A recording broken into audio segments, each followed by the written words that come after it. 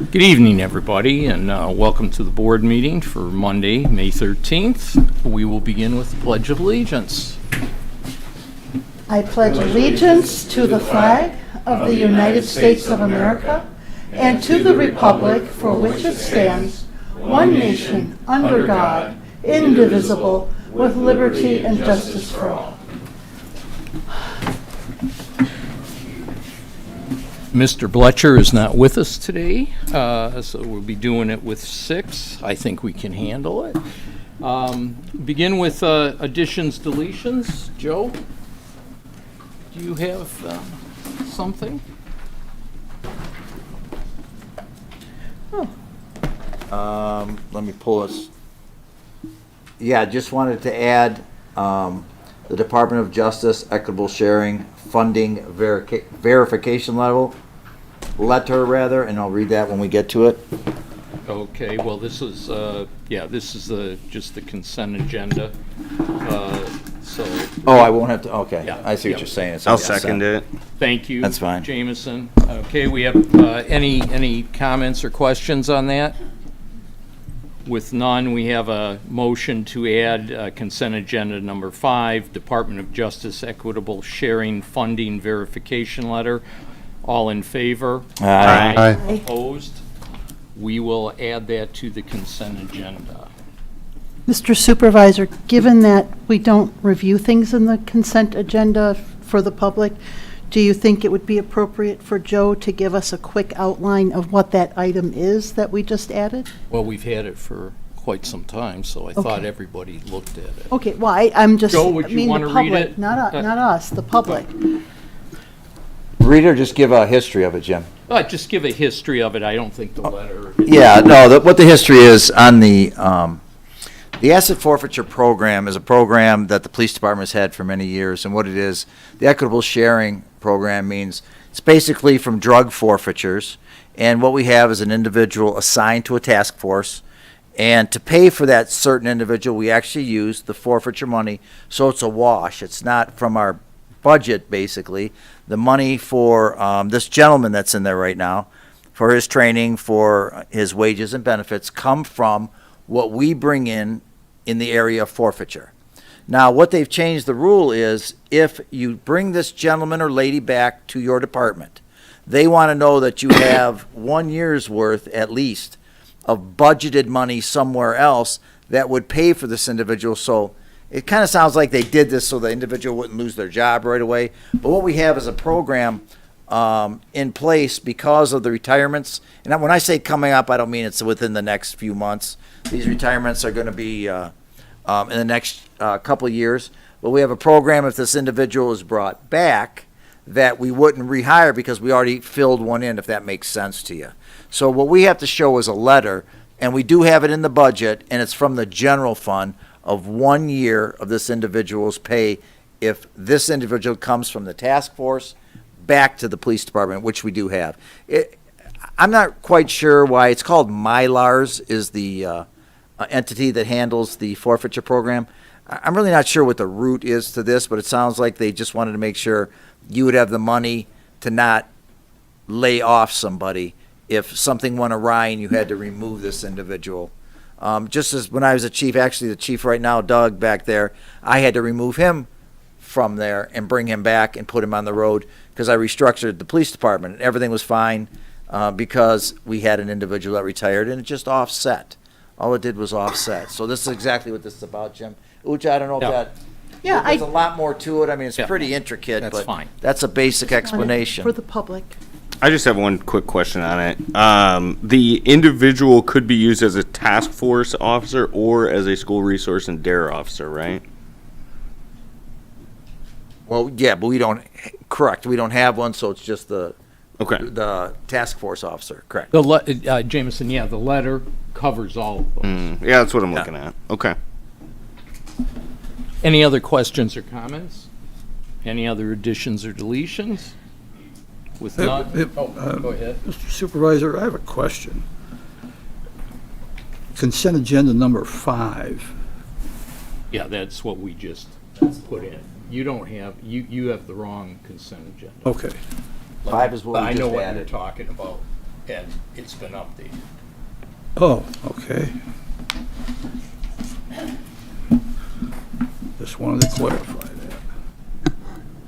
That one's been dropped. What you have has been dropped. Okay. Got it. Okay. All right. Anything else? Hearing nothing, then do I have a motion to approve the agenda as amended? Motion. So moved. Oh, Go ahead. yeah. Okay, I think we had it Not too many. so moved and supported. Okay, all in favor? Aye. Opposed? Thank you. Now we have a presentation.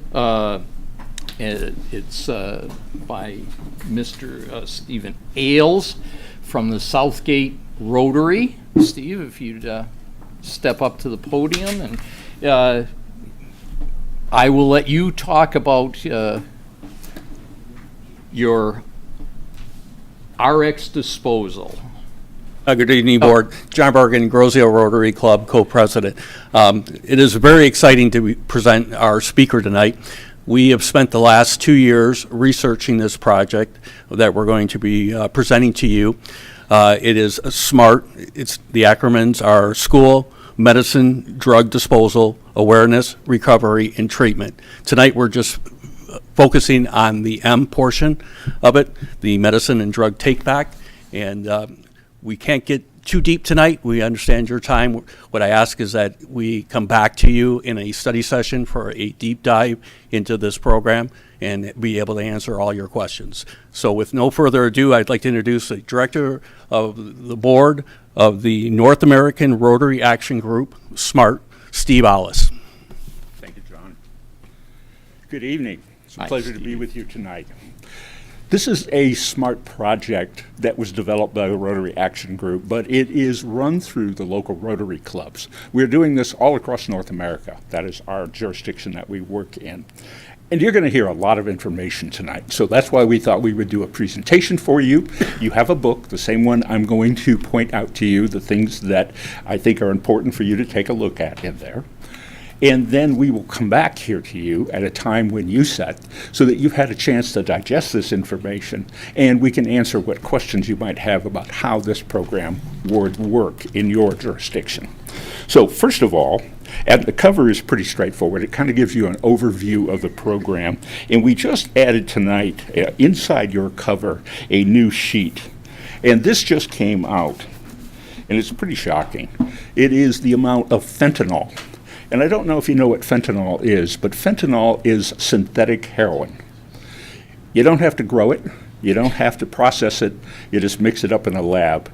And it is 50 times stronger than heroin. That is how powerful fentanyl is. And it is the drug of choice for people who make illegal street drugs. It is taking over the opiate industry. This year, or last year I should say, the statistic, we lost 110,000 American citizens to opioid overdose. But as you will see, a little over 65,000 of them were fentanyl. So it is skyrocketing in use. So this program has two purposes. We're talking about medicine safe disposal. And they are equal purposes. And the first one is we want to get the excess and unused opioid drugs out of people's medicine closet. And there's a simple reason for that. Statistics show us 70% of our addicts start by getting those drugs from their family or friends' medicine cabinets. So we want to get them out of there because people don't know what to do with them. They're in their medicine cabinet, they're expensive. They don't really know how to dispose of them or what's the proper way to dispose of them, and we want to have a program that does that. The other equally important aspect of this program is pharmaceutical compounds, and now we're talking about all drugs. Everything from aspirin on up to opioid drugs. What do people do with the unused and unwanted medication? They get thrown in the trash or they get flushed down the toilet. And in both instances, they are ending up in our drinking water. And you can't get away from that problem. And the real problem is pharmaceutical chemicals don't break down. They don't go away. They just keep building up in the water supply until they're absorbed by either plant or animals. And so that is a continuing problem. And we have a stat in here for you that you can go through, and I'll cover that in a moment, that will show you just some of the compounds that are currently in our drinking water. So the purpose of this disposal program is twofold. Get those opioids away from, when they're no longer needed, get them away from unused hands that shouldn't have them, and get all pharmaceutical compounds away. So we have a couple of cover pages that you can take a look at. They're just more information for you to read.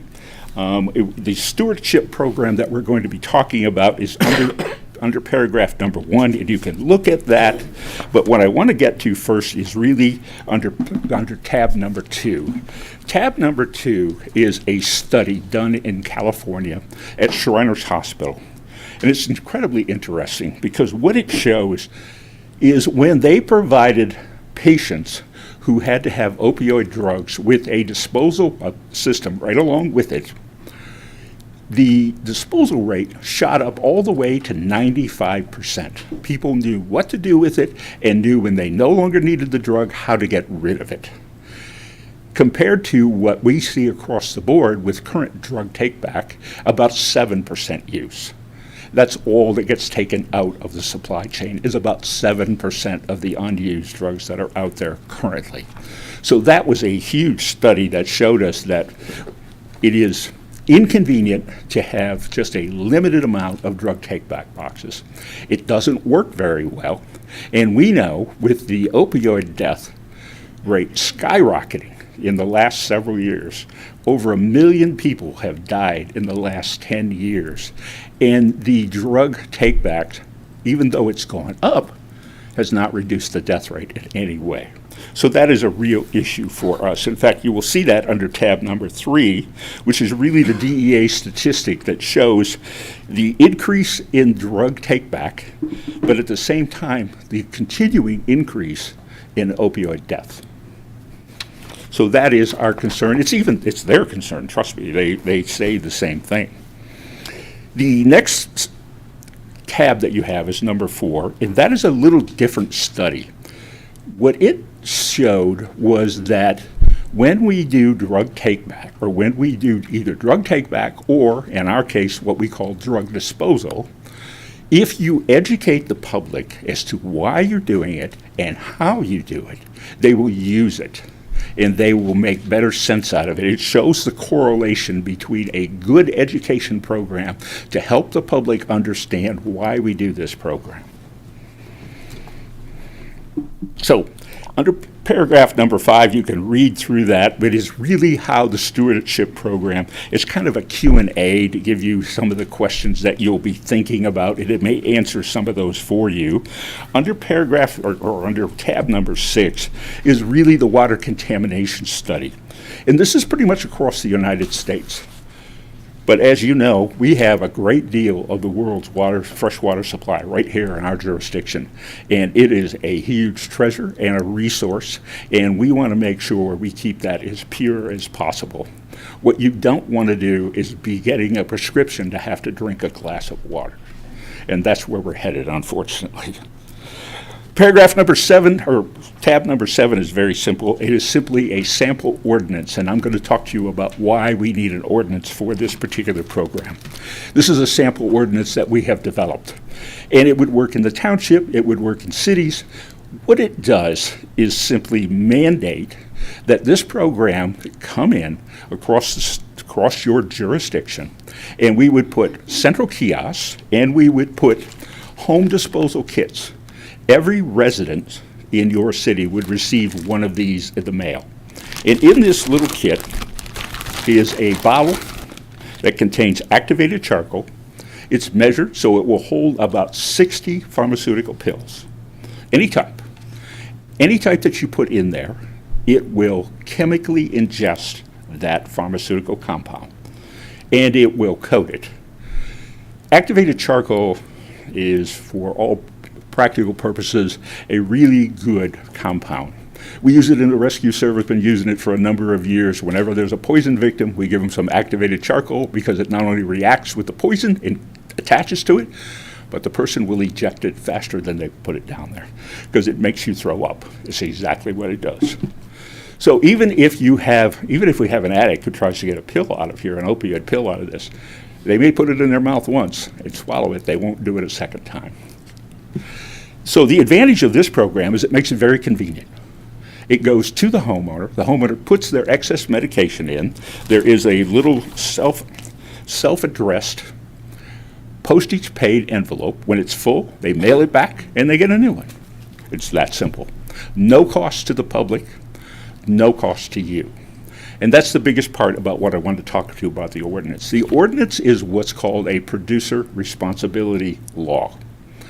What that means is that the pharmaceutical companies who put these compounds out into our environment and into our people's hands are responsible, just like anybody else is. Car manufacturers are responsible for their products and what harm they do to people and what harm they do to our environment. Tire manufacturers are responsible for their products.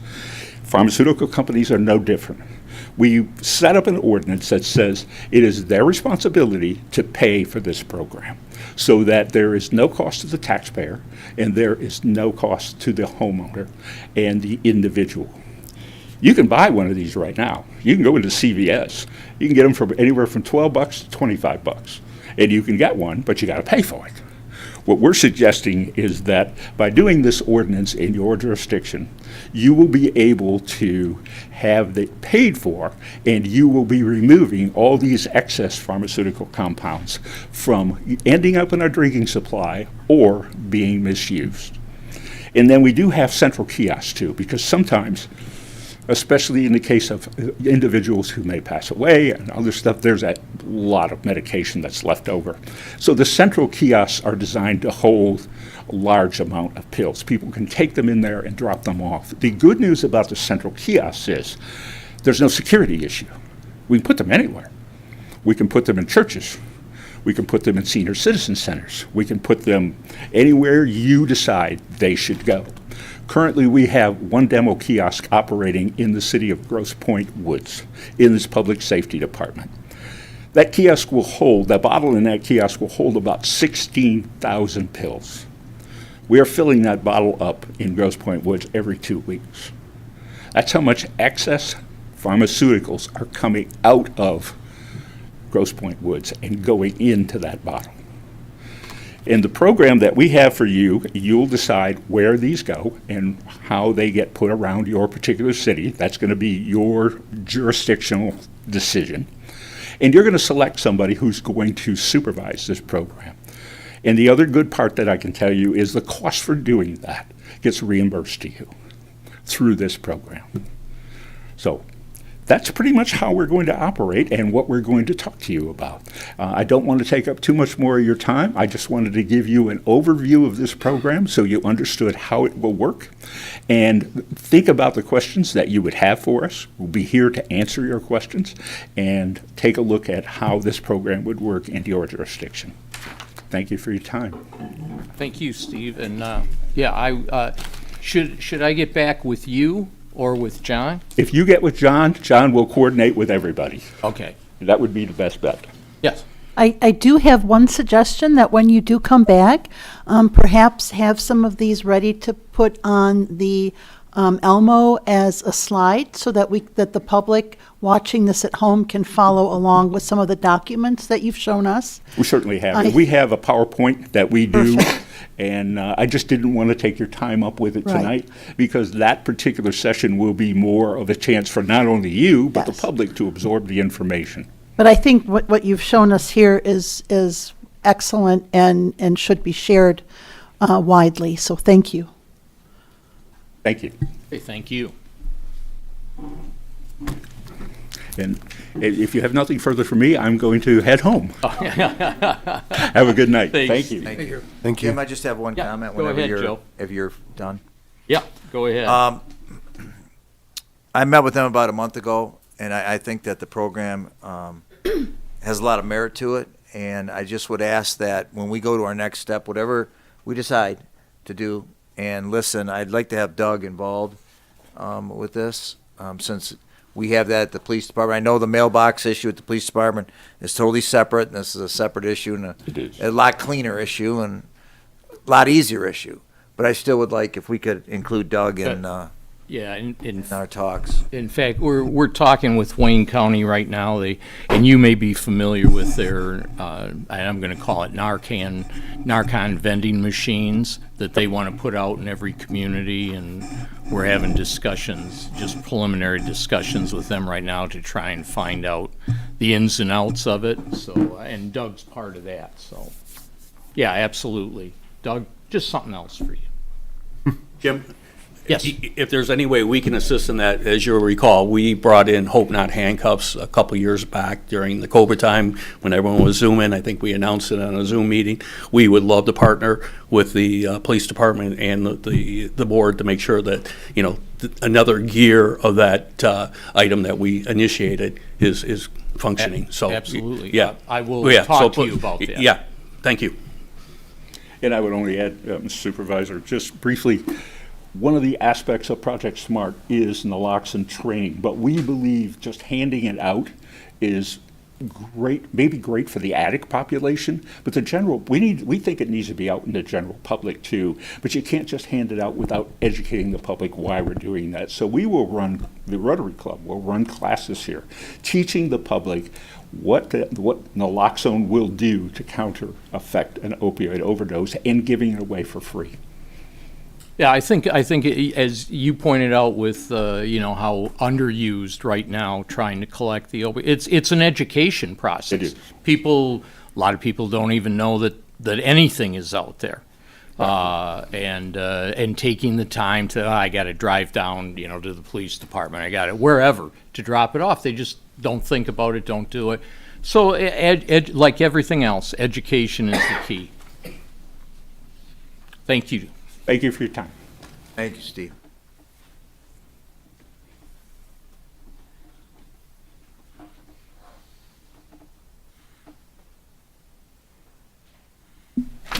Mr. Supervisor, I think it might also be worth adding that our local hospital and medical community is also pursuing a big push to educate patients. I know Corwell at the South Shore facility and a lot of the doctors' offices in the Henry Ford Health System. So I think we have a lot of partnerships that will help make this very successful. I just want to thank all the people that are leaving right now. Thank you for coming in. We had a public for 5 minutes. For 5 minutes, yeah. Yeah, and I think there's actually a push across the state, from the state government on down to get this, get things like this going on. So these are all part of it. All right. Next is our public comment on agenda items. 3 minutes, name and address. Hi, Margaret. Good. How are you this evening? Are you familiar with this? Did you? Margaret Shelton, Bellevue Road. I had a couple of comments on two of the actual agenda topics. I've had a few people message me on them with just some questions and concerns, so I just wanted to kind of express, my feelings about it and kind of what I've heard. But the first is I listened to the Police Commission discuss the noise ordinance, and I'm hoping that the board will support this recommendation from the commission. And I realize there could be some that have concerns with the recommendation, but I feel like I listened to what Chief Carmack explained with the concerns and the value of providing the officers with the tools that they need to do their jobs efficiently and safely. I believe it's really important we give them these tools to alleviate any situations that perhaps could escalate if they didn't have the ability to, provide a warning, let people know, here's the ordinance, try to have these discussions and not have to repetitively come back without having those tools in their toolbox to, have that, here's your warning, here's next steps. So I'm really hoping that, you'll read through, and I'm hoping that everybody listened to the discussion in the Police Commission, and you hopefully could agree with us. And the second one, this one seems to be quite the hot hot topic, because I had a few people ask me if I would, bring this to attention. And this is with respect to the Airport Commission regarding the repair of the building being leased to Island Athletics. Now, it seems that Island Athletics is used by quite a few people, and they're very passionate about it. We talked about it in the master plan discussion for Commerce Park, and there was a big discussion with that. And it just seems like this is something that I think, a lot of the residents embrace, and they really use this. I know my daughter and her boyfriend go and play tennis there. She has said that it's really easy to schedule court time. Everybody's very friendly. And that seems to be, I've gotten quite a few messages of, can you express that this is very important. And I know a lot of people don't like to necessarily come up and talk, and so I personally haven't used it, but I know people that have, and I'm hoping that that we'll see that there's value to doing the repairs and allowing the residents to continue to utilize the space. And that's it. Thank you. Thank you. Anyone else? Seeing none? I do not.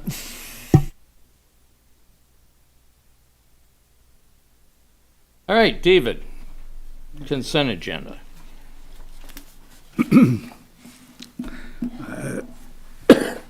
Excuse me. I'd like to make a motion to approve consent agenda 24-014, which consists of the following: minutes of the April 22nd, 2024 regular meeting, check registers dated through May 3rd, 2024, approval to process and distribute payments through May 31st, 2024, declare surplus and authorize disposal of a township vehicle, and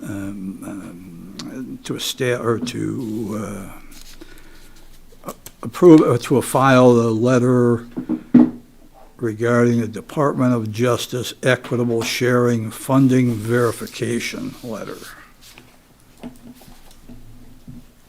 That's it. Support?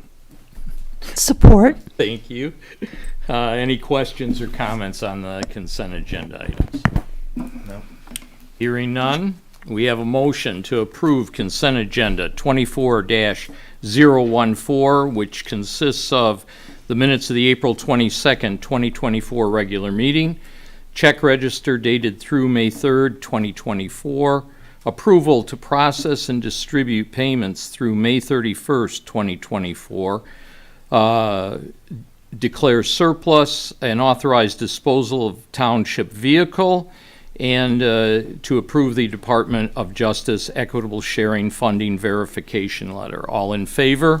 Aye. Opposed? That is taken care of. Thank you. All right. Action items. We have a few tonight, and it appears to be the Dave and Joe show tonight. And David, you start out with action item number 1. Thank you. Based upon the recommendation of the Groseal Airport Commerce Park Commission, the Groseal Township Board of Trustees hereby approves the bid of $129,081 with William Molnar Roofing, Inc. for the purpose of repairs to the Island Athletic Center roof. Second. Thank you. This has been discussed for quite some time in the Commerce Park Airport Commission, and we thought we had it a couple of months ago that we put off. The part of the reason for the delay in this is that Molnar Roofing wanted to use their drone to inspect up close the roof that couldn't be done or was prohibitive to do it. We had snow and rain and inclement weather. The prices remain the same as it was, and we are assured, and the commission is confident that this will repair the leakage issues to the entire roof, especially in the, I believe it's the southeast corner that has the most leakage. And that's it. All right. Yeah, and I would want to emphasize that this is a repair. This is not a replacement of the roof. Right. This is just a repair, so all the leakage hopefully will stop. Just correct me if I'm wrong, but the only thing that really changed from way back when we were talking about it is just the process. The process and changed as to how they're going to technique. do it. It's the budget of the amount is the same. It's Right. the budgeted amount for this fiscal year. So there's no It just seems additional funds. like a more streamlined, better way to do it, and in fact, probably with this would do a better job. Any other questions or comments regarding this? I would have a comment. Obviously, we have to repair the roof. I mean, we have a tenant there, and we've signed a contract with them. And I see that Island Athletics is value added to the community, but I would challenge the Airport Commission to look at potentially if we're at some point there's a tipping point where we're going to be throwing good money after bad with this building, or maybe there isn't, right? But let's get a thorough evaluation of the building so we can understand its state, how much it's going to cost to get it to be, a modern, thoroughly cared for operational building versus what it costs to maybe replace it, right? And it would be expensive to replace it, especially with the size and dimension it has. But if that's something the community really wants, it's something we need to consider. So I'm in support of repairing the roof as is for now, but I would like to see in the future, that analysis. Maybe we can get a really great facility down there, right, with a little bit of investment. Well, Jameson, I think you make a very good point. This is not an issue with the tenant down there and whether they're good for the island or not or whatever. It's the building. And that's what's been a bone of contention for years. I've been on the board almost 12 years, and that building has been talked about for 12 years. And the roof is usually the problem. And, we talk about doing a new roof, and then it's too expensive, so we do a patch job, and it doesn't work, and we're back, and we just keep recycling ourselves. But I agree with Jameson. It's not a matter of the business, it's a matter of the building. And that needs to be looked at. If it's not functional, let's do something to get them in a functional building. But this is a repair is what we're talking about, which needs to happen because we do have a tenant that cannot, that is having trouble with their business because of our leakage. So let's get it fixed. Other comments? I'll say something on this. I too want to just acknowledge the public comment from Margaret Shelton. I thought it was good. I've seen some of I'll say anxiety around this since we did not approve the roof repair with residents that have taken advantage of that space, fearful of it not continuing. And I just want to say that's a pretty valued space in the sense that we don't have a lot of indoor options for physical things here on the island. That's one of the few, especially for kind of older folks, I feel like. And so I hear everyone worried about the building. That's an important thing to consider, especially as we're the township board. To be clear, the airport is an enterprise fund. No taxpayer money is going into this as of now, but we still have a responsibility to see the long-term, make sure it's cared for long-term and oversee that. But I'll just say the tenant does have a lease through, I think, 2029 or 28 or something like that. But the tenant is scheduled to be there for a long time. And for me, the vote tonight is a commitment to that tenant and to see that lease out. So any islanders that are anxious about this being an issue with that continuing should know that at least through 2029, we're committing to making sure that tenant can be there. And I would like it to go further than that. And to do that includes making the analysis that others are talking about here. Other comments? Seeing none, We have a motion based upon the recommendation of the Groseal Airport Commerce Park Commission that the Groseal Township Board of Trustees hereby approves the bid of $129,081 with William Molnar Roofing, Inc. for the purpose of repairs to the Island Athletic Center roof. All in favor? Aye. Opposed? We have our roof repair. Thank you. David? Thank you. And, the Groseal Township Board, I'd like to make a motion that the Groseal Township Board hereby approves the hire of James Brock as the zoning administrator for the Community Development Department, effective immediately. Second. Thank you. Well, Just a quick overview. I know that Ross had almost a dozen applicants that were submitted in response to this. It's been advertised since the end of March, but he screened through the applicants, boiled it down to four. I think two were declined to continue. And Mr. Brock's a resident of the island, he has a degree in Parks and Recreation, sustainability, and he's worked for the Flat Rock Community Center. So he has some experience working in the public sector, and he comes highly recommended by Mr. Guerrero.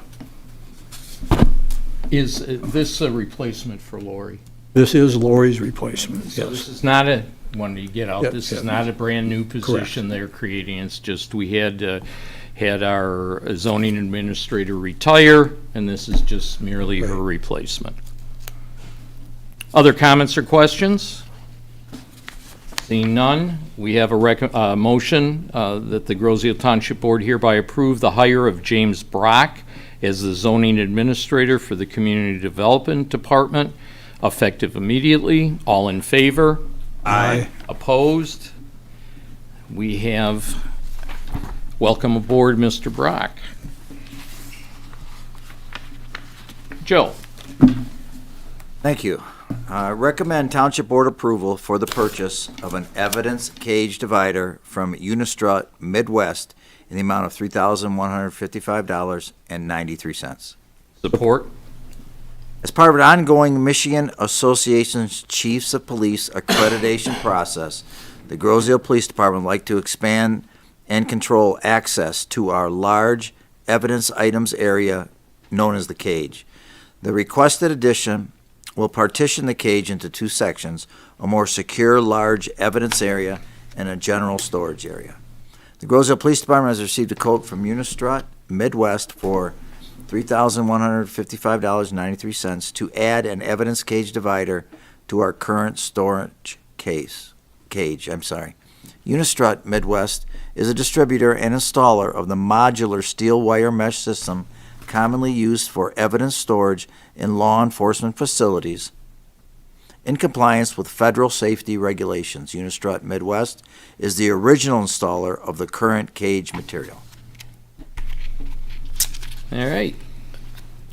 If you, right, so very basically, we have right now, we have a mix in the cage, and this will divide it so that evidence is by itself and can't be contaminated.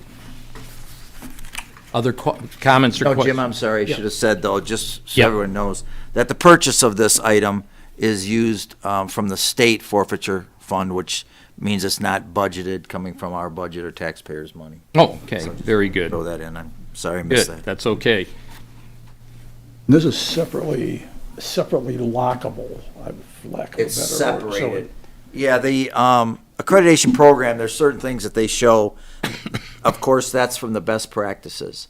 And it is one large cage, it was, and they're gonna separate it, and yes, it can be locked. That's Okay, okay. All right. Other comments? Seeing none, we have a motion for the Township Board approval for the purchase of an evidence cage divider from Unistrut Midwest in the amount of $3,155.93. All in favor? Aye. Opposed? Chief, you have your cage divider. All right, Joe. Carry on. All right, sir. Recommend Township Board approval for the purchase of 17 Armor Express active shooter response faction plate carriers with protective level 3 steel plates, name tags, and first responder carry bags from CMP Distributors in the amount of $10,446.70. Support. Currently, all sworn Groseville Police Department officers are issued Armor Express Level 2 body armor, the minimum level of body armor protection sold. The Groseville Police Department sworn officers and dispatchers each receives annually active shooter response training. No support equipment has been purchased to enhance officers' response if a mass casualty incident occurs. Plate carriers with steel level 3 plates in conjunction with already issued level 2 Kevlar body armor greatly enhances responding officer survival rates and ability to remain engaged in active shooter or high threat incidents. Unlike Kevlar body armor has a 5-year life, 5-year life before expiration, steel plates with plate carriers do not expire. Each sworn officer will be issued the aforementioned equipment. Armor Express has been the department's preferred manufacturer for all sworn officers, including DEA and SWAT body armor. CMP is the vendor for Armor Express equipment. So what this basically is, if you notice the police officers, what they wear is a level 2 vest. And the level 2 vests stop up to a certain caliber handgun, and the level 2 vest, unfortunately, does not stop high-powered. Might stop in the back, but it doesn't stop in the front. High-powered rifle rounds. Unfortunately, what's being used in some of these targeted shootings in the schools and other mass shootings in certain public areas. So what this level 3 means, it's a plate carrier that you would add to your level 2. So I assume, Doug, they'd keep, maybe you have it in the trunk in a carrier. And if they have to go to a scene where there's something of that instance where they know where they're going to, and obviously you try to protect yourself as best you can, and this level 3 would be kept in the vehicle. They could grab it, and it does go on top of the level 2 vest that they wear. So what this does is it gives them protection from the high-powered rounds, such as a .223, 5.56, things of that nature, that unfortunately today is being used in these mass shootings because of the round capacity in the magazine that's being used. It's unfortunate, it's sad, but we still have to prepare, we have to train, and we have to put the best equipment on these men and women who are running into things when everybody else is running out of. So that's basically it. Hey Joe, the reason you guys are going with level 3 steel instead of level 4 ceramic is because of the expiration on the level 4 ceramic? There is an expiration, but I think, Doug, if you'd like to talk about that, it was a money issue. Yeah, it's more money. It was for a sure. large money issue. And again, this is paid for. 200% more, I think. Oh, or yeah. 300% more. Yeah, no, this is paid for by state forfeiture funds. It doesn't come out of the budget, which means it doesn't come out of tax dollars. It's from forfeiture money, and that's true. The ceramic is 3 times, if you pay a total of $15,000, you pay a total of $45,000, so, I mean, it's a balance. It's a balance, if that's fair. Yeah, I was just curious. So I assume once you couple it with the level 2, it's probably pretty close to the level 4 anyway. So I would think might even be better. it's there. Yeah. And I don't mean to sound odd, but you have actually a couple of different, when you have 2 different ones and they're spaced, it's actually, instead of, tight woven, shows it's stronger, if you know what I'm trying to explain there. So I think we've got what we're trying to accomplish with this. And the best thing, again, I mean, obviously we have to think of money up here, is it's not coming from taxpayers' dollars. Yeah, Uda. Let me just preface this by saying I fairly expect to be misquoted and misrepresented and probably even booed. I know this will pass, so I'm not too worried about saying what I have to say. But for me, this is a scary prospect. No disrespect, Chief, to you or your team. I understand the dangers that you face every day. But I also am seeing my community police department look more and more like a paramilitary unit, and it's frightening. We live in a fairly small town. I know we are not immune to these kind of events taking place, and I just feel that since I know this is going to pass, that I have to be a voice that, you know, I'm a pacifist. I have to be a voice that says no. Thank you, Uda. I would remind you that this is not going to be worn on a daily basis. A police officer getting out of the car is not going to have this on and be bulked up. It's going to be in his trunk for if there's an incident where it's needed. Yeah. So we just want to remind you of that. No, and I understand that, and I sure do admire and honor the hard work that all of your team does in protection of us. We live in a society where guns are culture. That's, you know, everybody has the right to bear arms now, so you as a police officer have to be very careful in any situation that you face. Again, I just, there's a small part of my conscience here that is afraid of this march toward community policing becoming more and more military, and obviously we need our military as well, but and maybe that's because of the culture my family comes from in Germany, when you know, at one point the police turned against the population. So I just have to be that voice, and I can't help it. No, that's I fine. just have to Uda, be that that's voice. absolutely fine. We appreciate your comments.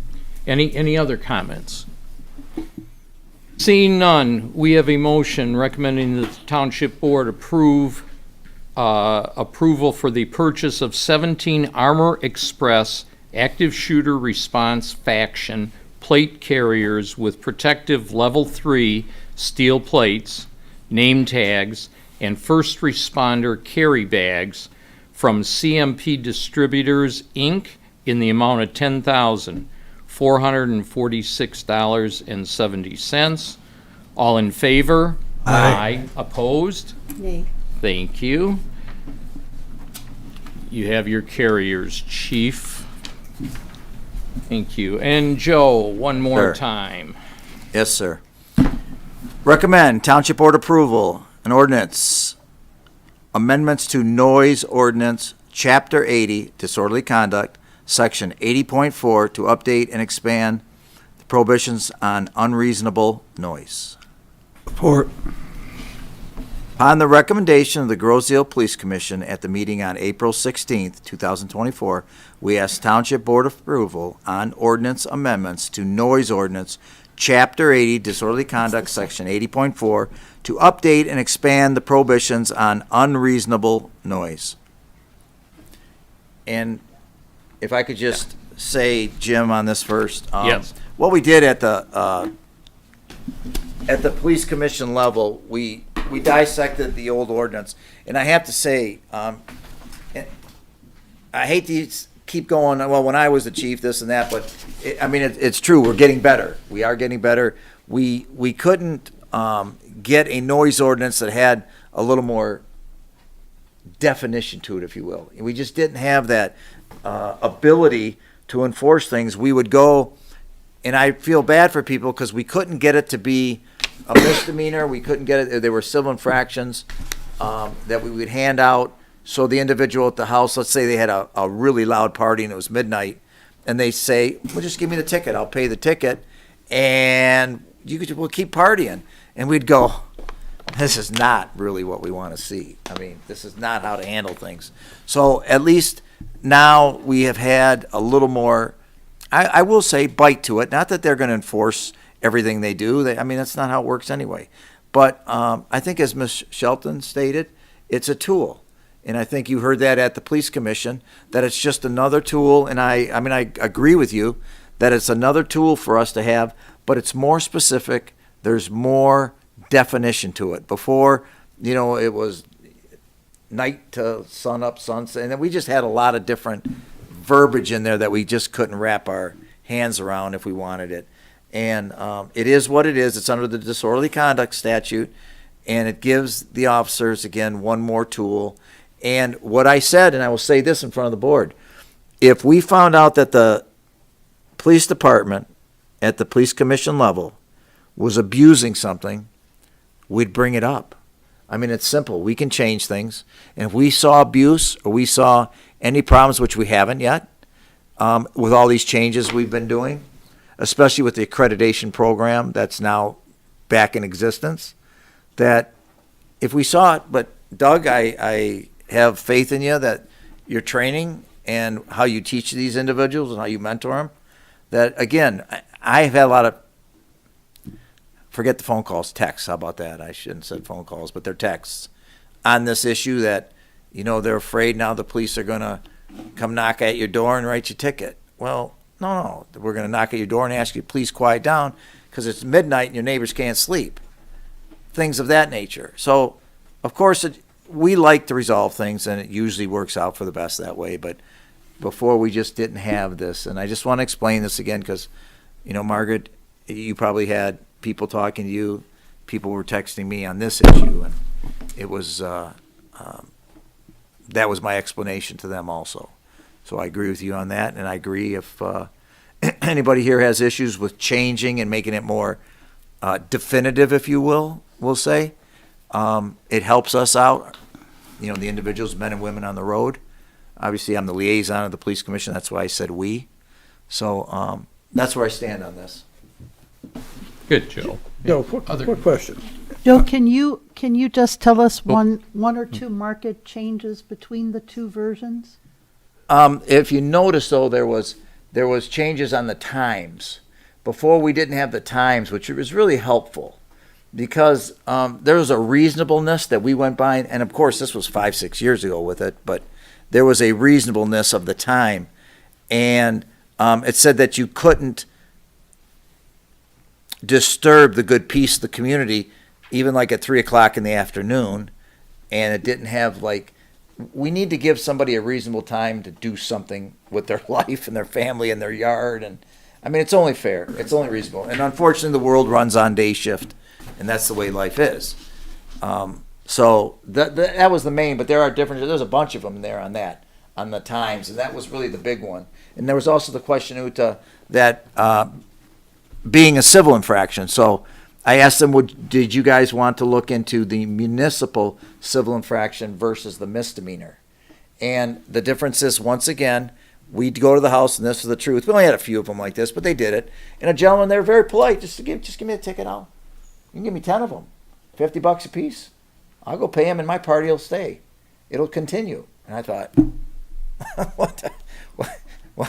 Okay, I mean, didn't help the neighbor out, didn't help the neighborhood out, and we looked inept because we didn't have a tool. Now not to say that they don't want the misdemeanor, but that was the second. That was the big thing there too. If that helps you out at all on those. Again, it's good to say that for the public watching, and because they're not looking at these two versions of the ordinance side by side. So I appreciate you bringing that to our attention.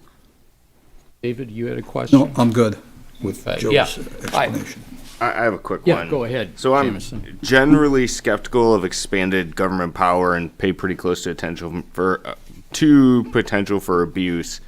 So I'll support this out of trust for GIPD, but my concern would be guy starts his car up at 10:10 p.m. on a Thursday night, and his muffler is 125 decibels, and now he's going to jail. He's got a misdemeanor, right, getting prosecuted. So I would really hate to see that happen, right? I just really want it to be enforced when needed, I guess. So. And, I can't guarantee Jameson 100% on anything, but if the greatest predictor of performance is your past, then I can say we have not abused. I have not seen since I've retired abuse of ordinances, abuse of traffic enforcement, abuse of violations. I mean, if I see it being on the police commission, I don't mean to be so, rough on them, but there's nobody going to be harder on them than me. Ask Doug. I mean, that's just the way. That's the way it's going to be. Enough. I mean, unfortunately, I don't mean to sound so, but if I see abuse, I don't want to see that either. I mean, But I will back up Jameson again. I too will support this tonight, but I was concerned with the very broad, vague definitions that really leave it up, I guess, to the officer or the police department to decide what's reasonable person of normal sensitivities. That's, quite frankly, is different for everybody. So, I mean, literally it gives them an open book. But I too think that we do have a good department, and I don't believe that they would. I believe they would put a lot of thought in before they did. Went further than just asking the guy to turn down his radio, shut off his car, or whatever. So, but I do have some concern with the vagueness and broadness of terms in here. Kyle? I mean, I'll say, I'm going from civil to misdemeanor is an increase of power, but overall, I think the ordinance adds a lot of clarity where there wasn't clarity before. Our ordinance before is very short, doesn't name any time. So yeah, you could be having a party midday on a weekend, and it could say that's too loud, stop. But our new ordinance says, hey, you can have a party, but at 10 p.m. on weekdays, 11 p.m. on the weekends, don't have a lot of noise. Let people sleep. So for me, the previous ordinance actually was a pretty broad, could be a pretty broad application of power. What we found, and I've seen this in other sections of our code too, is it becomes unenforceable when it's that broad. So for me, that's the value of having gone specific. And I do like those times. And there's a lot of exceptions within it. Lawnmowers, things like that. The example you gave, Jameson, of like someone starting up their car. My understanding of how enforcement happens is it would have to be like a consistent thing. You'd have to call the police. They'd have to show up. They'd have to talk to that person. A car starting up and leaving, a police officer's not going to sit there, wait for the car to start up and go. You know what I mean? But he could. Under this ordinance, he could. I guess that's fair if they're doing it every night to go to work or something like that. Just to let you know, we've actually had people literally start up their car or their truck and leave, and the neighbor complain about it. So, I mean, and vagueness leaves it open to that, but I think overall there is much more clarity versus what we had before, which is good, and that clarity is worth a yes vote. Anything else? Seeing none, we have a motion for the Township Board approval on ordinance amendments to noise ordinance, Chapter 80, disorderly conduct, Section 80-4, to update and expand the prohibitions on unreasonable noise. All in favor? Aye. Opposed? We have that, Chief. And now we're back to David. Thank you. Based upon a recommendation from the Groseal Township Engineers and contingent upon a recommendation from the Groseal Township Department of Public Services Commission, the Groseal Township Board hereby awards a contract to low bidder Advanced Rehabilitation Technology in the total bid amount of $1,322,314.05 for the purpose of cleaning, televising, and inspecting all sanitary sewer pipes in the township between 2024 and 2029. Second. Thank you. As most of you are aware, our sewer lines are inspected, cameras cleaned on a 5-year cycle. The island is divided into 5 parts, and they get a fifth of them roughly done every year. And we just completed our last 5-year cycle, and as we're starting the next 5-year cycle on the sanitary sewer system. And this was, now I anticipate that it will be approved by the DPS Commission tomorrow evening, which is our first meeting since this came up. So we haven't had a chance to approve it, but I anticipate that that will not be a stumbling block. That's how we do things. Sure, it's expensive having a sewer. Well, but I do have a question for It's Derek. necessary. The totals on these, then they range from $1.3 million to $4.2 million, if I remember the numbers that were in here. It seems like a pretty big spread. Yeah, there's a lot that goes into the pricing by the vendors for the work Okay. that they're doing. Some of it's logistics, if they're doing work in the area where they can, do another community nearby, we get an economies of scale where there's less transportation. Okay. So there's a lot of variables that go into it, but this is the second go-around in this, and the specs, I think, are pretty tight. Raines does a good job with establishing the scope of work, so I don't think there's any concerns there with regards to that spread. Also, all the references were checked by Raines for the low bidder, and they have a great reputation, and they're very confident that they'll be able to do the work, that has been Okay. specified. Other comments or questions? And this televising is part of a state mandate?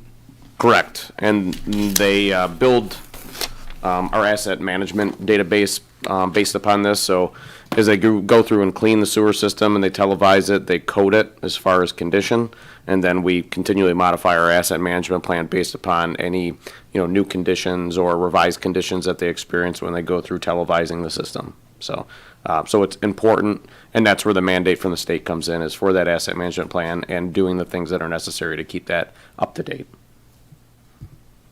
And I think that, our first go-around, it was well worth it. Something that actually had been talked about prior to the state coming in.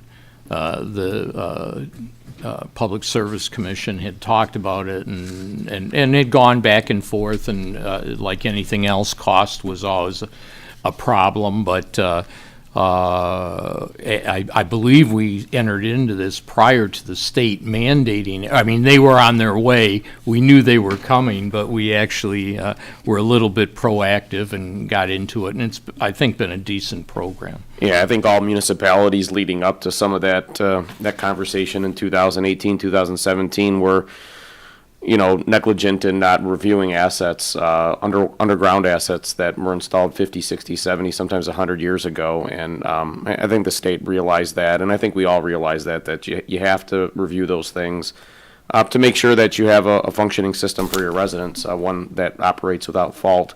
Also, it's very important anytime we have any kind of large rain event, and we might have some backups or something along those lines, as we get insurance claims that come in from residents about sewer backups, we are required by the insurance company to submit this information to them to show the insurance company that not only did we clean and maintain and inspect that system to make sure it was operating at the area of the claim, from a liability standpoint, that they require that of us to make sure that we're doing what we're supposed to be doing. So it's also an insurance mandate, I guess, is what I'm getting at. Yeah. Other comments? Well, and Go since ahead. we started Luca. doing this a few decades ago, but that's how we first identified some of the problems that we were having in our system. So I think it's important to keep moving forward. Yep, and we'll be using that information, that asset management plan, to probably do close to $2.5 million in sanitary sewer rehab over the next 6 months. That's currently being reviewed for bid right now. Other comments? With none, we have a motion based upon the recommendation of the Groseal Township engineers and contingent upon a recommendation from Groseal Township Department of Public Service Commission. The Groseal Township Board hereby awards a contract to low bidder Advanced Rehabilitation Technology in the total bid amount of $1,322,314.05 for the purpose of cleaning, televising, and inspecting all sanitary sewer pipes in the township between 2024 and 2029. All in favor? Aye. Opposed? All right. Our televising of the pipes continues. Thank you. David? Thank you. Based upon a recommendation by Groseal Township engineers and contingent upon a recommendation from the Groseal Township Department of Public Services Commission, the Groseal Township Board hereby approves a contract with Duke's Root Control, Inc. for the purpose of lead service line inventory as required by the state of Michigan. Support. Thank you. Derek, I'm going to let you take that one. Sure. So in 2018, there were revisions to the lead and copper provisions of the Michigan State Safe Water Drinking Act, and a lot of that came out of the Flint water situation that we're all aware of. Part of the regulations and the changes in the regulations were that water providers or water systems are required to identify any lead service lines that exist in the community. And the state rolled out a whole process for the compliance with that regulation. One of the areas of compliance is under that inventory, you're required to physically identify lead service lines within the community, not just through record cards. And so we've already submitted our information about, off of our record cards, what homes we expect or anticipate based upon the construction age of the home, or other notes we might have that it might have a lead service line. But they're asking us to physically go out and inspect that lead service line. So the most cost-effective and also just effective in general method is to what we call potholing. So what they do is they bring in a Vactor truck, which is basically, if you can imagine your shop vac, but massive, and it's set on a truck chassis, and they actually put water on the ground, and then they use the Vactor, the suction nozzle, to suck up the dirt, the wet dirt above that lead service line or that suspected lead service line, so that they can daylight that line to confirm whether it is a lead service line or not. And then if it is a lead service line, that line will go on the replacement list. So we are required by the state to do 50 of these, which is based upon how many we anticipate or think we have within the community. This number could swell depending upon whether or not they're comfortable with our records that these 50 are the only ones that we have. So we've yet to determine that, but this contract could go up if that is a requirement.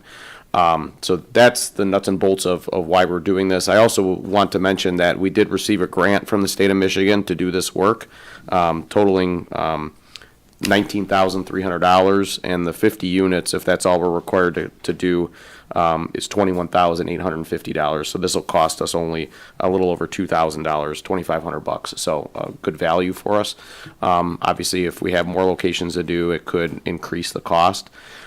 We did bid this Davis-Bacon prevailing wage rates, because this is federal money that we received.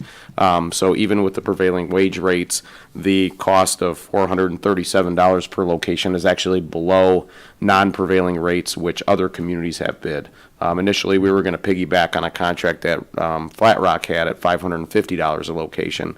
So by bidding this, we actually received a much better cost, even at an anticipated expense increase with the prevailing wage regulation. So anyways, what I'm saying is it's a very good price that we received, even better than those that we could have received with partnering with other communities. So we're very happy with the bids and the way that they came in. And we do have to complete this by October. So that's the reason we're trying to push this forward. I know that there might have been a question about the Public Services Commission not seeing this before you see it and it being contingent. Unfortunately, our Public Service Commission meeting is tomorrow, with the second board meeting landing on the holiday. More than likely, we're not going to have that meeting, so we'd have to wait till June, and we don't want to try to compress all this work, especially if to increase the number into that short window of time between, let's say, June and October. We want to try to get this done and over with to ensure we're in compliance. So, any questions about that?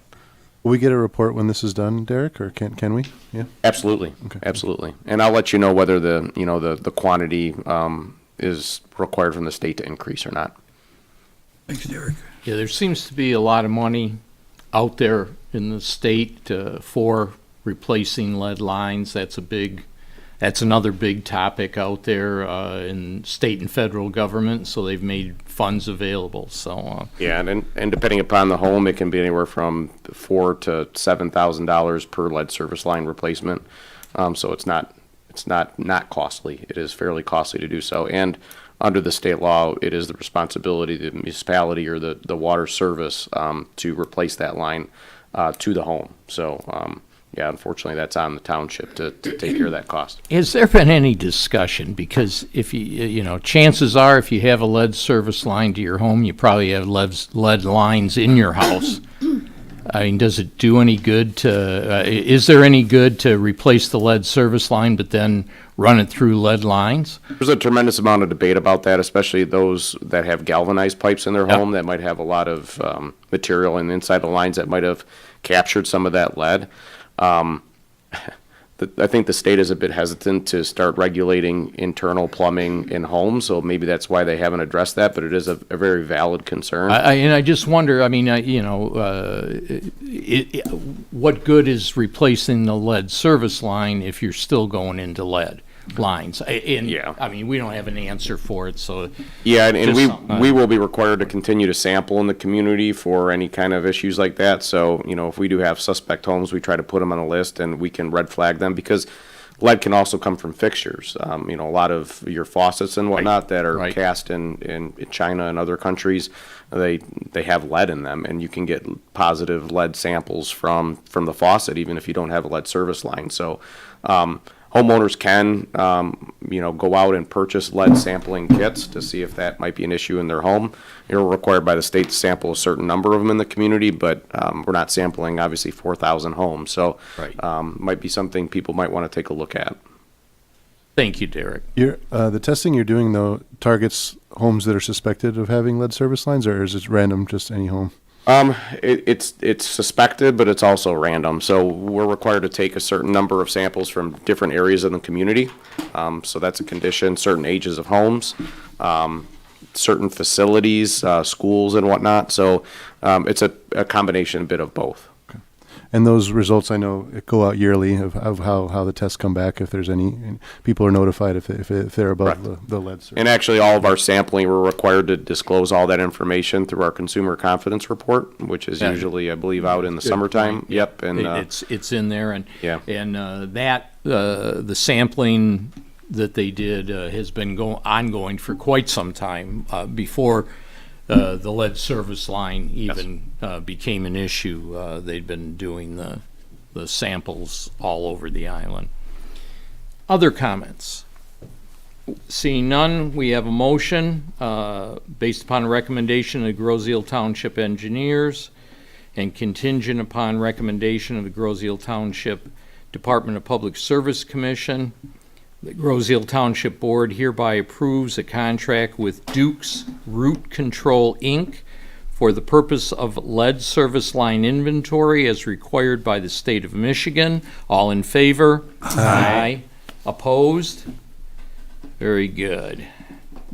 We have that. And last but not least, David? Thank you. This goes out to my good friend, Mr. Zalasko.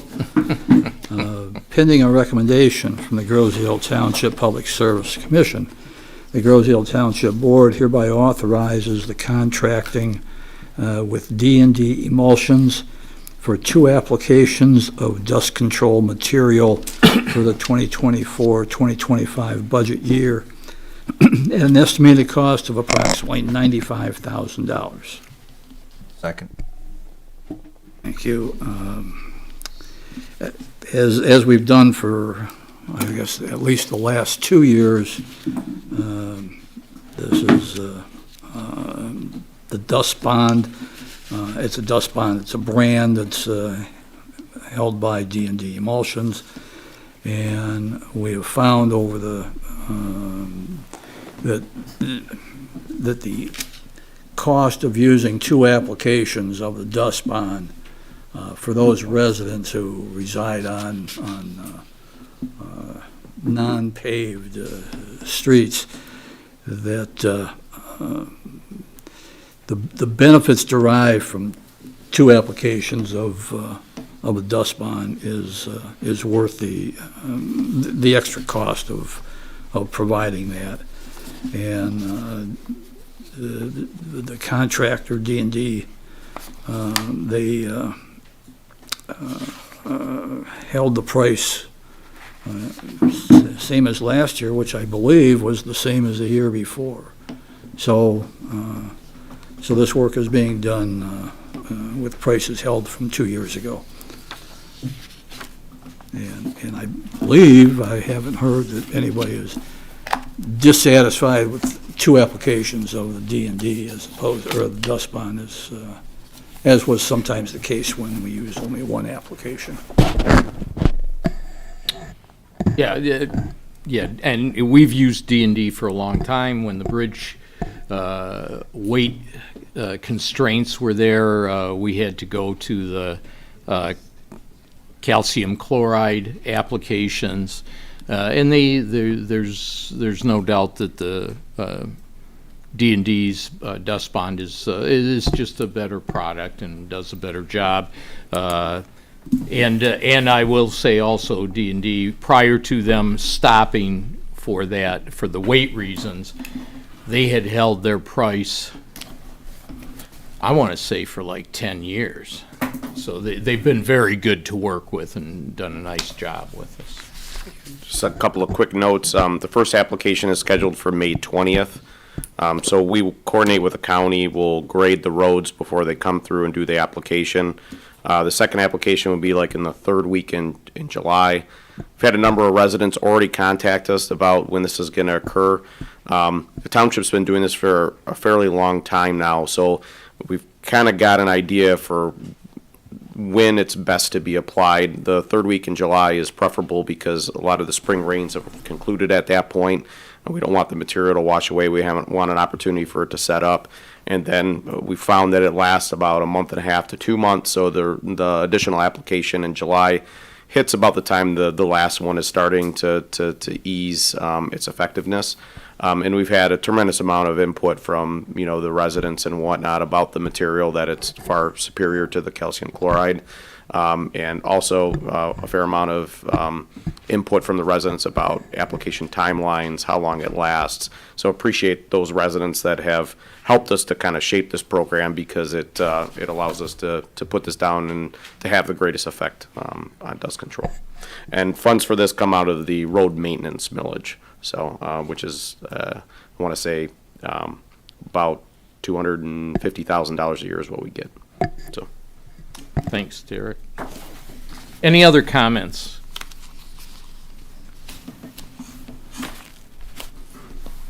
Oh, I've lost my 6. Oh, good.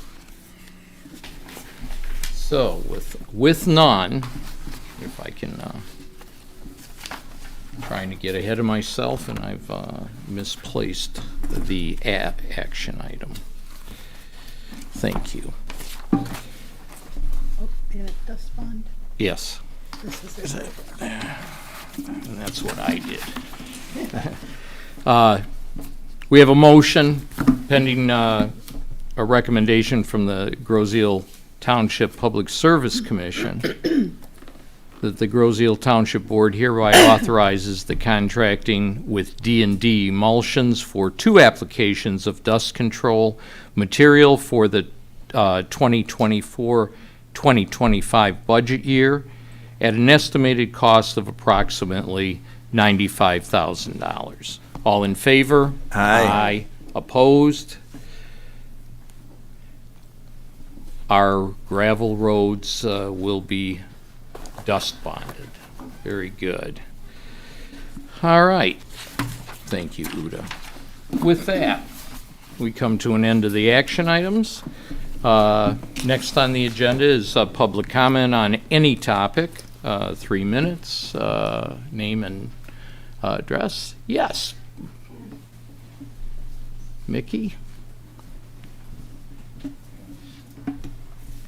Welcome. Hi. Hi. Hi, everyone.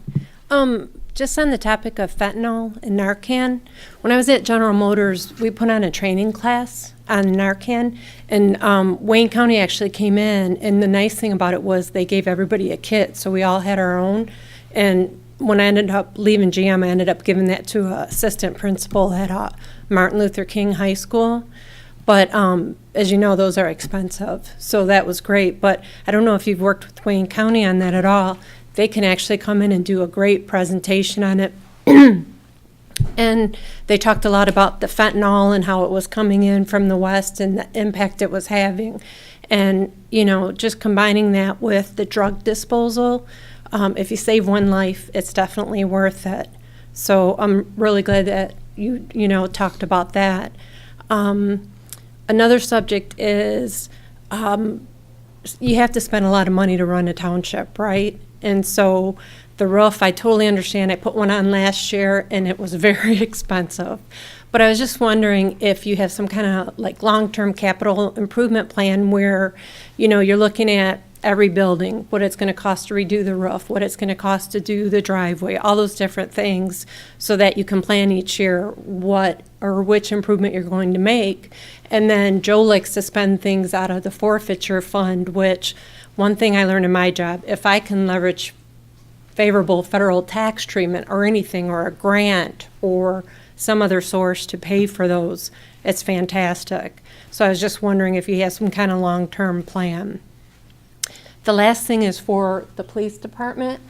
Totally against violence until my kids are threatened, and then the mama bear comes out. And so anything we can do for the police department, because if we ever ask them to put themselves in a situation where they have to save our kids, they can't save them without the protection, right? So anything that they need, I think we need to give it to them, right? And if you can use forfeiture funds, then it's no cost to the township. So I'm glad to see that that happened.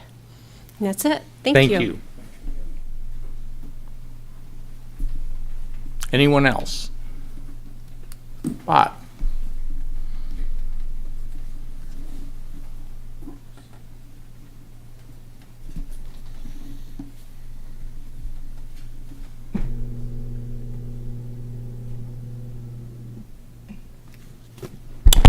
Bob Z. Blauvelt. Regarding the dust control. If I could expand just a little bit on the history. 40 years ago, I moved on the island and I purchased a home on a dirt road. After the first summer, I realized I had an issue. It was very bad. Back then, we used to go around and try and collect money, come up with enough, and for the people who didn't pay, the rest of us threw in just to get a calcium chloride treatment, which would last maybe 2 weeks, maybe 3 if it didn't rain. But it gave us some relief. It was bad. You couldn't sit on your rear deck. You couldn't take your family out and have a barbecue. You couldn't cut your grass without wearing a wet handkerchief. You were washing your windows all the time. You didn't even know what color your car was. Then along came our township. They looked into this, and the Durabond material came on board, which is far superior. You get what you pay for. And the Durabond not only keeps the dust down, but it holds the road together. If you would like to go down some of these roads after they apply this material, it's like night and day. 2 weeks after that, that road is still held together and dust-free. With that said, I'd like to thank Derek Dave, John and his crew, the department, the commission. They put a lot of work and a lot of research into this. And it's very important to us who live on dirt roads. As Derek said, he got a lot of phone calls. I'm sure he did. But it's very pertinent to the public health, safety, and welfare of the people and their families who live on these dirt roads and to the island. And I'd like to thank them, and I'd like to thank the board for the approval. And it makes Groseal a much better place to live. Without that dust control, what do we got, 9 roads now 8? It's terrible. It really is. It's very important. So thank you very much. You're welcome, Bob. We do it for you. Well, we could say that's the legacy of Trustee Wally Posiask, right? I think he is the one that first brought it to the attention of the road committee some 25 years ago. Oh, I didn't know that. I remember when all the roads on Groseal were dirt roads. Believe it or not, it's hard to think back and think of East River as a dirt road, but it was. Yeah, too old. Anyone else? I can't. There's nobody behind. I can't see. Okay, with that. Yeah. All right. With that, we'll go to the reports. All right. Madam Clerk. Keep it short. August 6th primary election. Brian, we're still looking for poll inspectors. I know Brian sent out a letter to all previous election workers, and they're using signup.com. If you're interested in working as an election inspector, please give Brian, Elena, or sign up a jingle. They're looking for a lot of people. We have early voting chair people and inspectors, election day chair people, co-chair people, inspectors. We have absentee counting board chair people, co-chair people, and inspectors. We have electronic poll book users and receiving board. So that's quite a lot of seats to fill. And it's an important role in our community and in our democracy. So please give the clerk's office a jingle. My second thing is just as a liaison to the Community Recreation Department, draw your attention to the Grosse Ile Grand. The insert in this recent edition is the Grosse Ile Recreation Guide, and it's going to every house on the island, but this will be your way to find out what all the recreation programs are. So please keep a lookout for it and keep that insert handy. And that's it for the clerk's report. Thank you. Thank you. Uda, I have a quick question. Is that available on the rec website too? Do they post the schedule? Oh, yeah, the schedules are posted, but this comes to your doorstep because not everybody is on the internet. Sure, I'm tracking. I just want to see if it's also accessible to people who are. Okay, cool. Yeah, all the schedules are definitely on the website. Well, and in the spirit of that too, a shout out to our Ethel Yops, who is recovering, 99 and counting, and our commission has been very much a part of being there for her.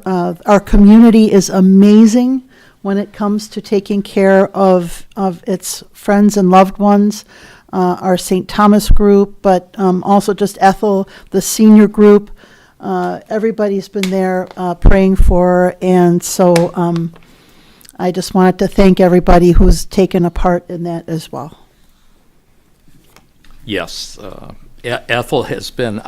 Do you know how many years she's been on the rec? On the rec, at least I would say at least 20. I think she took over after Bob was on the commission for a number of years. I know Bob was on the commission when I first started, but involvement in the senior community, she's been there literally from the start. And she comes to our meetings every month with her notes and ready to just draw other people into the activities. Just a shero, right? She's just one of our sheros. And, you know, for 99, actually, I mean, real close to 100, she's still got her wits about her. Absolutely. Very much on top of things. So we do hope she gets better fast. David. Thank you. For the month of April, Grosseto Township had a total of invested assets of $16,506,000.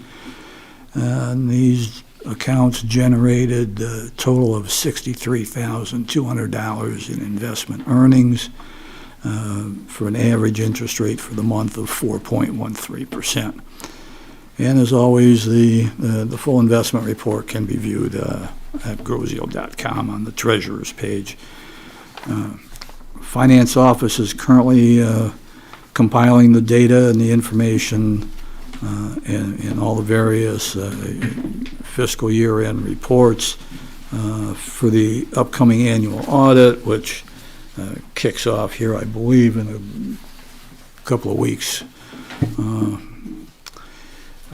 Unpaid property taxes, the information has been sent to Wayne County, and you can no longer, if your taxes are delinquent, your property taxes are delinquent, they have to be paid directly at Wayne County.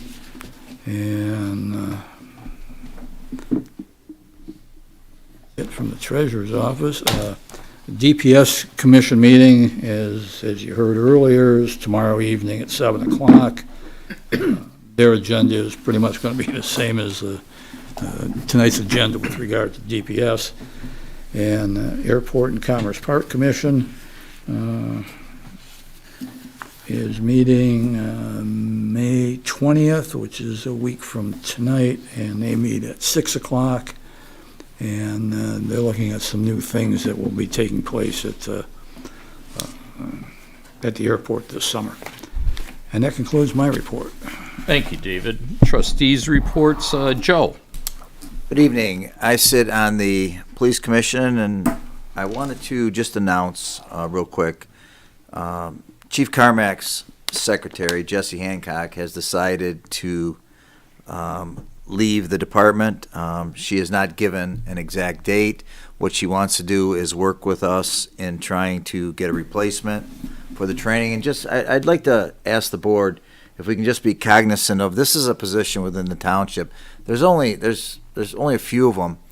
But when someone leaves, just as when a police officer or dispatcher leaves, we have field training programs. They come in, they go through the program, and they're trained, and it moves forward. This is a position that really has to be trained by the individual that is there right now. It is so intricate, and there's so many facets of her job that I just want the board to be able to, when we hire, keep her still on for a month. There is just so many things to learn in that position, and Doug knows, I know other chiefs that have gone through it. It's really a special position. And for her to leave and just bring somebody in that next day would really be neglectful to the police department and the running of its operation. So for the board, I just want you to keep that in mind. If we could talk about that, if you like, that we could at least give 1 month for training, for her to train, just simply because the amount of information and what she does is, it's no offense to any other position, in the whole township, but most positions can be just someone leaves, someone's brought on, and we just train them. And this one is a little different. There's a handful within the township, maybe not that many, but I just think she's one of them. And I hope the best for her. And she's willing to work with us. She hasn't set a date yet, but she definitely wants to leave. And we'll talk about that, Doug, at the police commission meeting. And I just wanted the board to, if you didn't know, I'm sure you got the emails, and she already announced it, but I just want you to be cognizant of that. This type of training, I hope we can do while Jesse is still here, for possibly up to a month, any time within the month. So I don't think there'd be any problem with that, Joe. Okay. Well, thank you. The next thing I'd like to talk about, I'm on the McLeod Steel CAG, the Citizens Action Group, and we've been trying to get a resolution from the calcium hydroxide problem that's been spilling into the street and had some issues with, I think, a motorcyclist. And there was one that said a biker had a minor issue there too because of the caustic liquid that it is.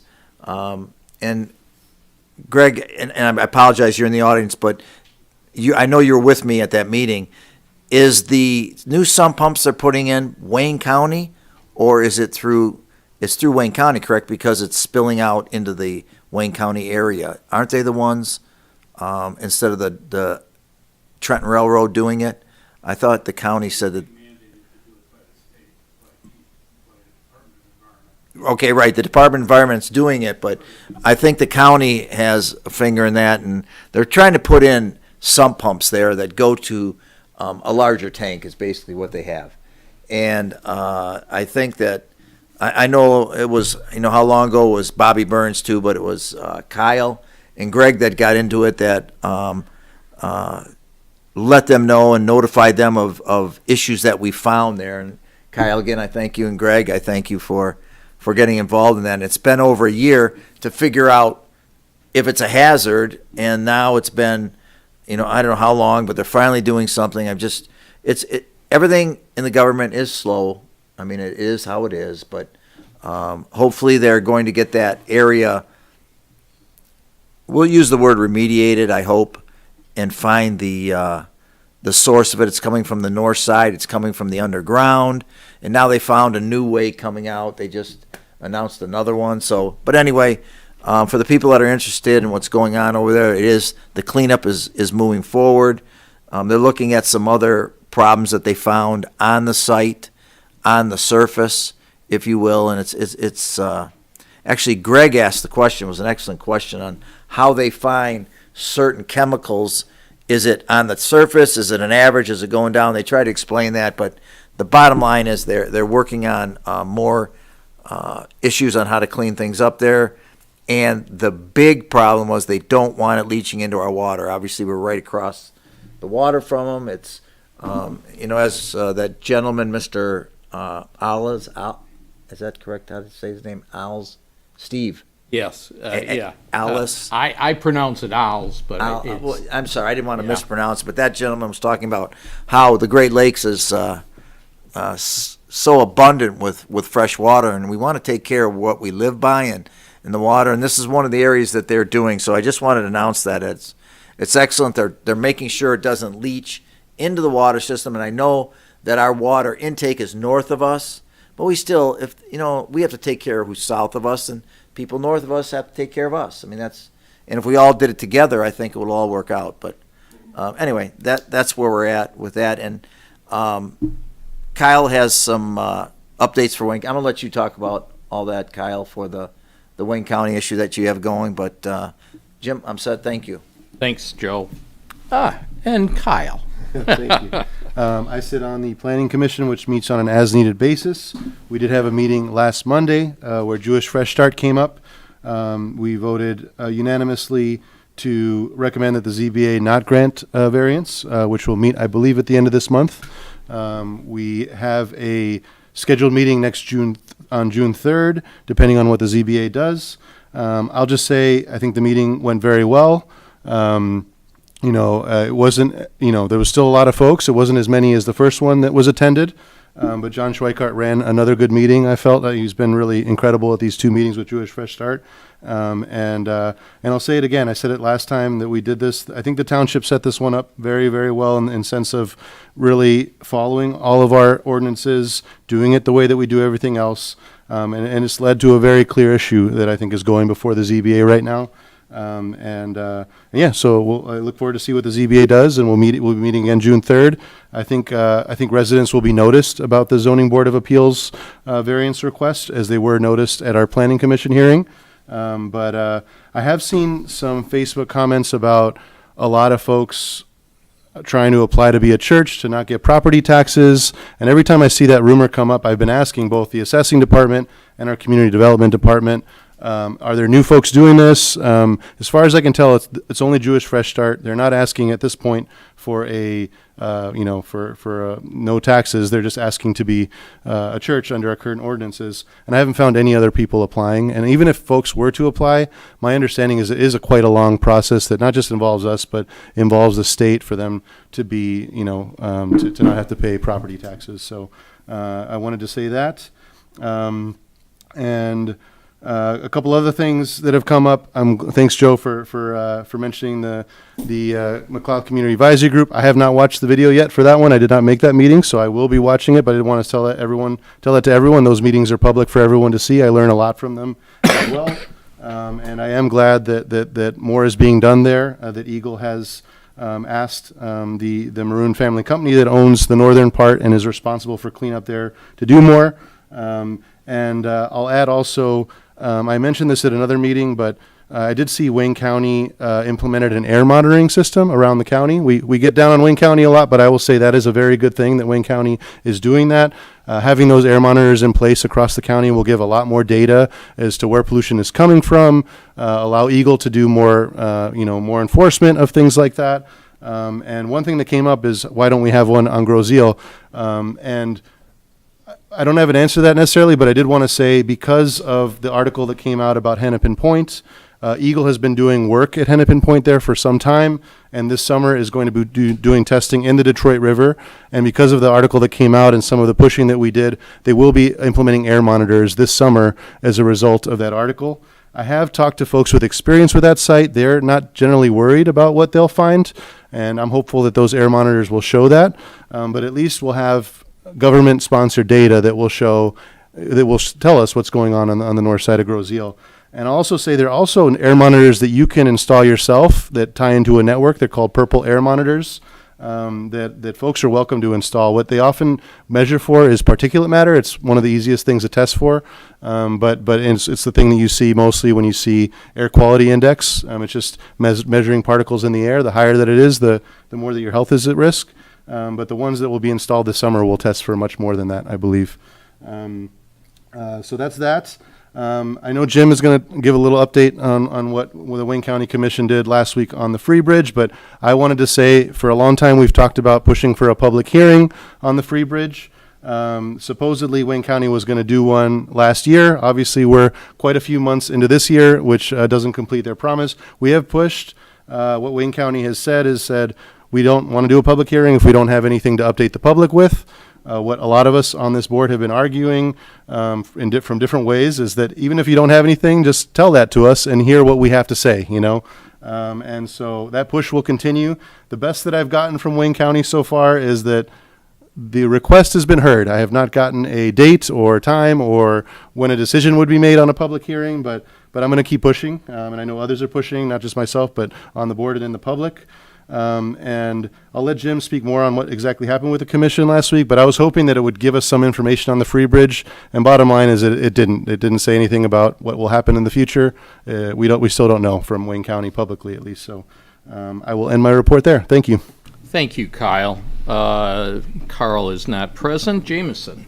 All right, good evening. The Zoning Board of Appeals will meet on the 28th of May to hear the Jewish Fresh Start appeal. So I understand the neighbors and whatnot will be noticed for that meeting, but for anybody else listening to this meeting, if you want to attend or watch online, please do so. The Roll Along the River, which is a bicycling event, will take place this Saturday. It's not really a Gros Isle sponsored event, but they pass through Gros Isle. It's kind of a cool thing. So if you're a cyclist and you're interested in it, they're going to meet at the River's Edge Gallery at 10 a.m. I think that's on the north end of Wyandotte. They'll come down through the Detroit Nature Area and then come through Gros Isle, visit the Gibraltar Bay Unit and some of our trail system, and then head back up to the gallery north of Wyandotte. So if you're interested, just Google Roll Along the River, or you can find it on Facebook too. It's an event. And that is all I have to report this evening. Thanks, Jameson. Derek. Good evening. Just have a couple items for this evening. Just noticed a residence on the north end of the island The Groseal Nature Land Conservancy have a Hennepin Marsh Preserve area there, Hennepin Marsh Preserve area there. They've worked, or they are working with Central Michigan University and Notre Dame, doing some amphibian sampling, some marsh sampling out in that area. And the reason they wanted the residents to know in that area that they're doing that is because a lot of the activity will take place at night. So there'll be vehicles parked there with CMU or Notre Dame insignia on them. That work is scheduled to start between now and July 10th. So if there are any concerns about why those vehicles are parked in that area at the north end of the island at night, that is the reason why, and that's what they're doing there. So this is something that Groseal Nature Land Conservancy and those universities are partnering together with. So it's something that they're working on to just see what is out there, see what amphibians are out there, and then also take some marsh sampling to identify the health of that marsh. So just wanted to let the residents know about that. There was a push that went out earlier today with regards to some of the road work that's happening. Obviously, there are a number of locations around the community in where the surface of the road has been milled. The top 3 or 4 inches of surface have been removed. That repaving work, so putting the material back, is scheduled to start tomorrow.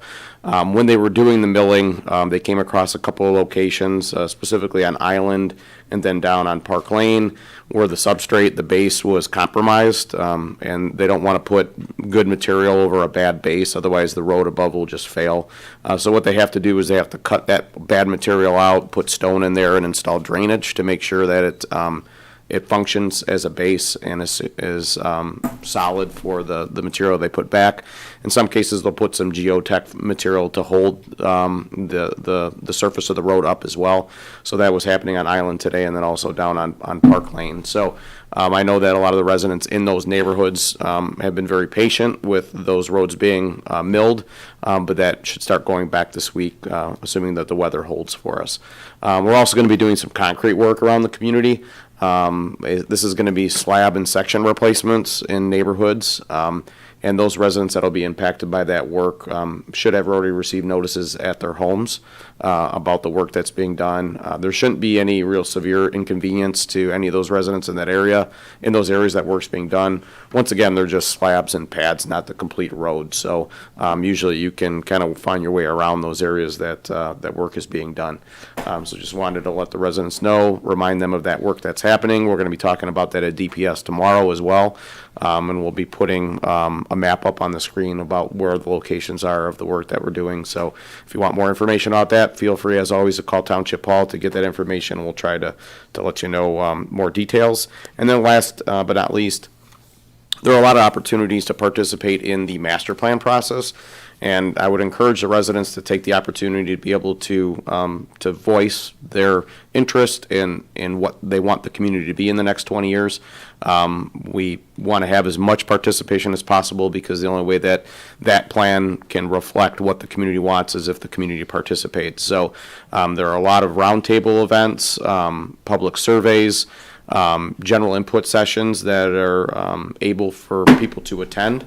And I would just say, just do your best if you can to participate in anything that you can, because no matter how wild your idea might be, it might lend itself to conversation about what the community could be in the future, and even if it's just the way that it is, right? So I just wanted to emphasize that on behalf of the Community Development Department, to please take advantage of that. It only comes around every 20 years, and it's your opportunity to have a very important part in that planning process. That concludes my report for this evening. Thank you. Thanks, Derek. A few things. I guess with the nice weather and spring heading towards summer here, a lot of events going on, as we've heard tonight. Some more events for you to know about. This weekend we have the Groseal Island Garage Sale will be going on. As well as DDA's Farm Market on Macomb this Saturday, the 18th. Also, upcoming events, Memorial Day, Rockwood is bringing back their parade. So if you're a parade person and you're looking for a Memorial Day parade, Rockwood will be having theirs, along with events and things to do after, including helicopter rides. Henry Ford Health is celebrating EMS Week, the week of May 19th, which I believe is Sunday, through the 25th, recognizing our EMS, they're recognizing their EMS partners around the area. It's both at Wyandotte Hospital and Brownstown Emergency Department. There will be signage for the event. There will be food, gift drawings, free CME classes, and other things. In Wyandotte at the hospital, they will be having a barbecue cookout on Monday, the 20th, from 11 to 2. And that'll be located at the, looks like at the emergency entrance. I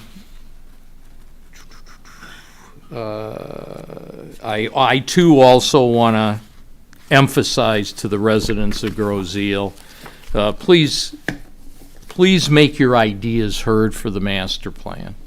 There is no crazy idea. It really, this is how we're going to get our ideas. If you don't participate, fewer and fewer people are making the decisions on this. So please take the time to show up at one of the virtual meetings or one of the roundtable discussions. You don't have to go to every one. And right now, the phase that they're in is to gather ideas. So please take advantage of that. I know we're all we're all interested in the Free Bridge, and the Wayne County Commission about a week ago, I guess, approved the county contracting with MDOT to fix the bridge at a cost of $20 million. A cost of the project that, and that's that $20 million that we had received the check on a few years ago. So that was earmarked for that bridge. They have no other information on it, as they wouldn't. The only information is they finally have the contract between the county and MDOT, and so things will be moving along. The contracts, I believe, took effect May 1st, and the contract runs to September 30th of 2029. So you can expect work and things to be done from now until probably 2029.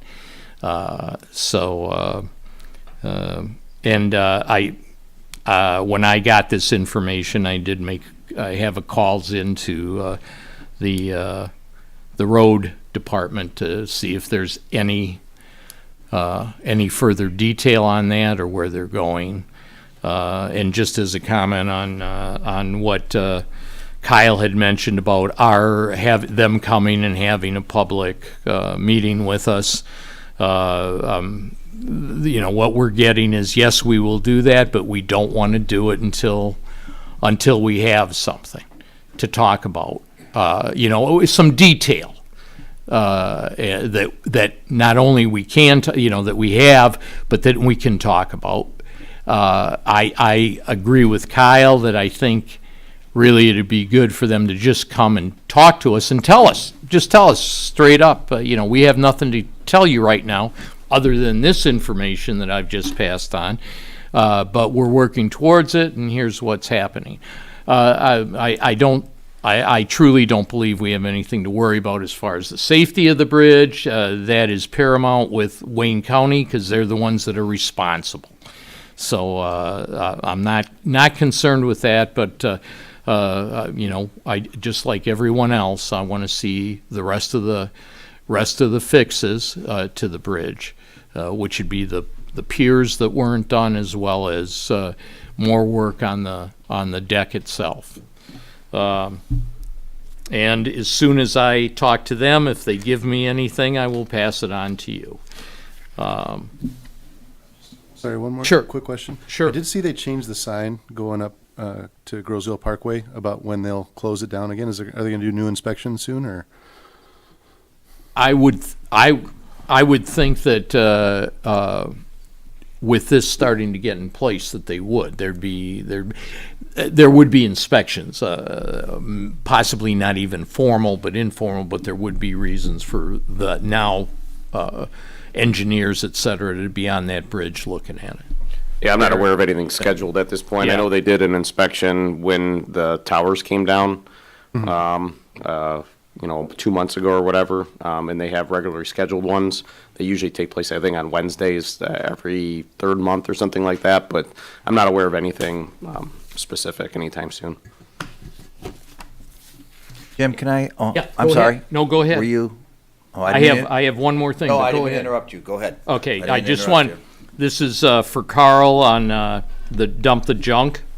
The spring dump the junk was held Saturday, April 27th.